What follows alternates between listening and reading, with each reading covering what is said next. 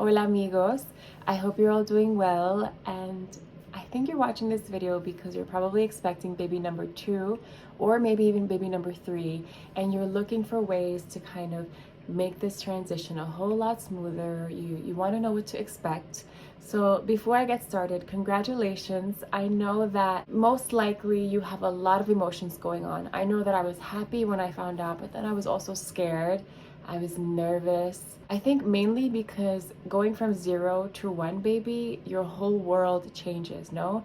And then when you finally feel like, okay, you have this parenting thing kind of figured out, or you're in a rhythm of things, then you find out you're pregnant again and you're like, oh my God, everything is gonna change again. It does change, but I feel like this time around, you know what to expect in a way. Yes, a lot is gonna change, or maybe everything will change, but you have a better idea of what taking care of a baby entails. You kind of have some clue as to what is gonna change. So that's the good news.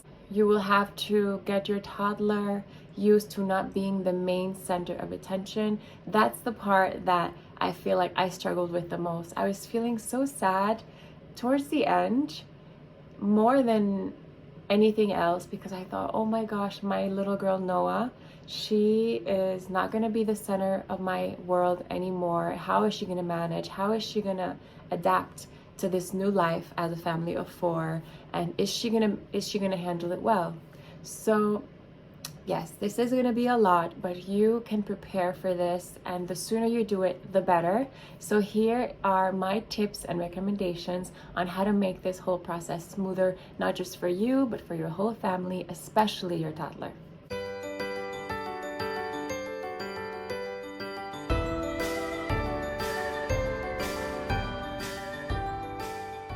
First, I'm going to talk about how to prepare for the birth. A lot of my anxiety came from just not knowing what I would do with Noah while I was giving birth, and just wondering, is she going to be okay? So these are the things that I did to better prepare her and myself for giving birth. The first thing that I did is I made like a small storybook with a lot of the details that I thought would be happening the day of the birth. I was lucky enough to have my mother-in-law fly in, so she flew in a few weeks, like 2 weeks before the birth, and she stayed in an Airbnb nearby because we don't have a big enough apartment for her. So the book was called One Fun Evening with Grandma, because I wanted to prepare Noah just in case I gave birth in the middle of the night. The book went something like, one evening, Grandma came to pick me up. We played a little bit. She gave me a bottle of milk. We changed into my pajamas. She sang me a song, and then we went to sleep. You can add whatever details you want, but basically the book ended something like, and then one morning I came back home, I saw mommy and daddy, and there was also a new member in our family, a baby. And yeah, so you can add whatever details you want. You can add, we watched an episode of Peppa Pig, we sang some songs, we did this, we did that. The more fun and the more pictures you can add, the better. That way they know what to expect, and it can be like this really fun thing that they can look forward to. My next tip is to have them practice sleeping in this person's place that's going to be taking care of your child. I did this with my mother-in-law. My daughter slept in her Airbnb pretty much like every other night before I gave birth, once it was approaching my due date. And this was the best thing, because in the early morning that I gave birth, my daughter happened to be already sleeping at my mother-in-law's place, and it was not this new thing that we were doing. This was totally usual for her by this time, and this was like one of the best things that I felt like we could have done.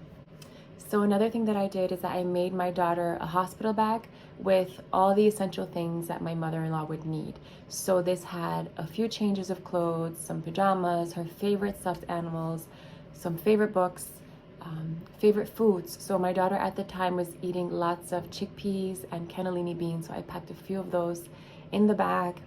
Anything that will make her feel safe. I even packed a t-shirt with my scent on it, just in case it was in the middle of the night and she was having a really tough time falling asleep. I also recorded myself singing Noah's bedtime songs, just in case things got really rough for my mother-in-law, but luckily she didn't need to use it. So another thing that I did is that I made a sheet with all the crucial information about my daughter. I was in a little bit of a panic thinking that my mother-in-law wouldn't be in town in time for the birth. I thought I was going to go into labor way before the due date.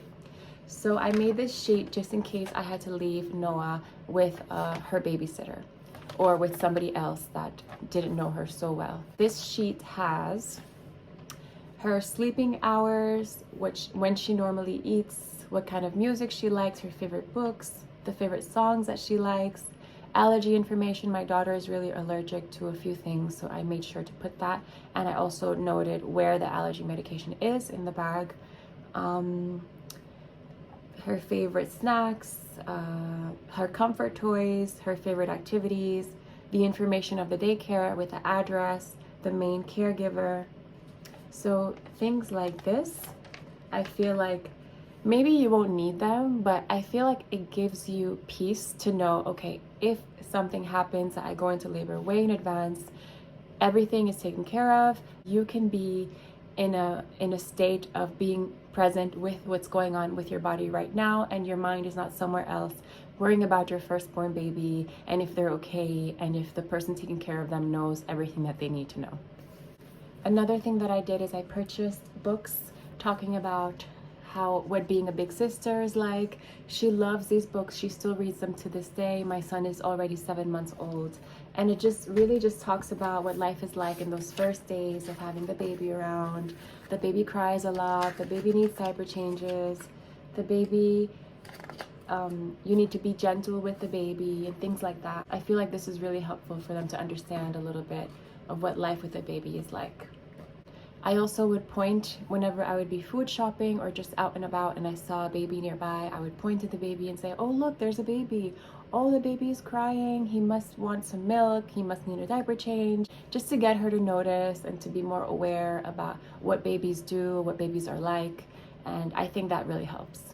Another thing that you might consider if you're still breastfeeding your firstborn is to reduce the amount you're breastfeeding them, because we all know you're going to be breastfeeding a lot in those first few weeks and months of having the newborn baby, and you just don't want to be breastfeeding literally 24/7.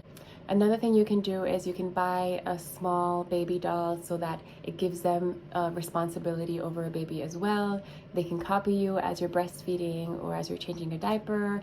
And I feel like this becomes really fun for them to just know that they have their own baby to take care of. My doula gave me a really good tip, and that was to get your firstborn used to seeing you in bed way in advance. So a few days, even weeks before I gave birth, I would stay in bed for a few hours out of the day, and I increased it as the time got closer to the birth. That way my daughter would get used to this, and this wouldn't be a whole new thing once the baby was born that I'd always be in bed. We know that the first week postpartum, you have to pretty much stay in bed the whole time, so you can already start practicing that way in advance. We spend a lot of time breastfeeding in those first few weeks, right? Another really good tip that my doula gave me was to prepare like a breastfeeding box with toys that are only for the time that you're breastfeeding. That way the excitement, the novelty doesn't wear off, and the excitement is still there every time that you have to breastfeed the baby. I would get myself ready to breastfeed, and I would take out this magic box with all these toys that my daughter loves. So this makes the feeding times go less uninterrupted. You can focus on feeding your newborn baby, and then your son or daughter, they're happy to have these magic toys that are only taken out during these crucial breastfeeding times. I read this tip in one of the books. We didn't need to do this because we didn't really have so many visitors come over, but if you do expect to have a lot of visitors, it might be that people come over and they bring a gift for the newborn baby, but they don't have something for your older baby.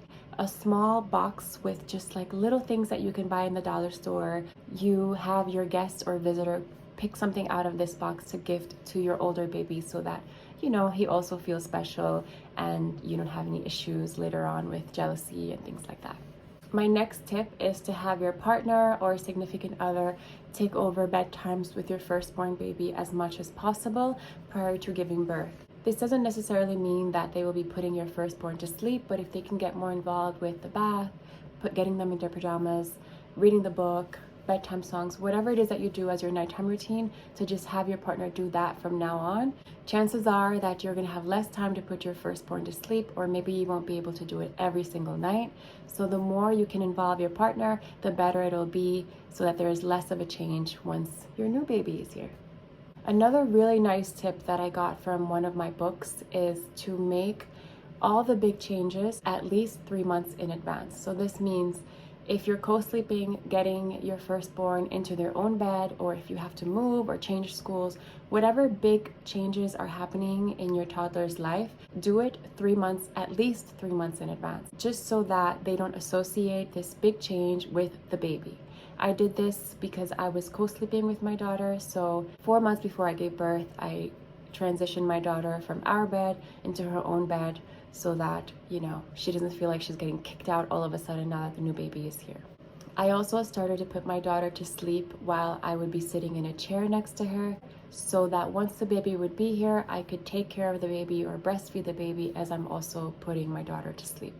Another tip that I can give you is to make like a little portable diaper changing station in another part of the house where you spend a lot of time. This helps if you're alone in the house and you don't want to leave one baby unattended to go change the other baby's diaper. So if you have everything handy, let's say in the living room or something like that, you can do everything in one area while watching both kids at the same time. Okay, this is a big one. Take out all the new gadgets, whatever new toys you have for the newborn baby, way in advance so that the novelty can wear off and your toddler is already bored of them. Because what happens is that your toddler might see this baby Bjorn chair or these new baby gadgets around, and he might want to start to use them or sit in them when you need them for your newborn baby. So this helps a lot. The baby Bjorn chair, the baby nest, whatever new toys and gadgets you have, just take them out way in advance. Now I'm going to talk about what you can avoid. If you can, avoid saying, you're a big sister now, or you're a big brother now, you shouldn't do that, you're a big girl now. I feel like this might make them sad that they're not your baby anymore. If you can, please avoid that. Another thing that I learned and that I'm going to pass on to you is try to avoid using suppositories or taking rectal temperatures and maybe even the nose Frida in front of your toddler. Your toddler might think it's really cool and might want to do that to the baby when you're not looking.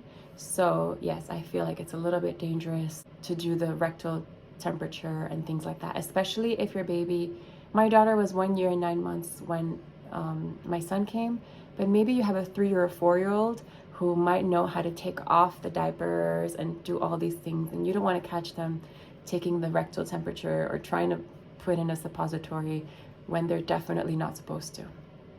So I think that's it. Oh, I just remembered another tip, and I think this one is pretty important. If you have any baby memory books, baby albums, anything like that for your firstborn, please finish them before your second baby comes, because chances are you will not have the time to dedicate to this particular area as much as before. So there you have it. Those are my tips. If you have any more tips or any comments on anything that I said, please let me know. I would love to read those as well. Take care of yourself. Congratulations once again, and I'm really excited for this new stage in your life. Ciao!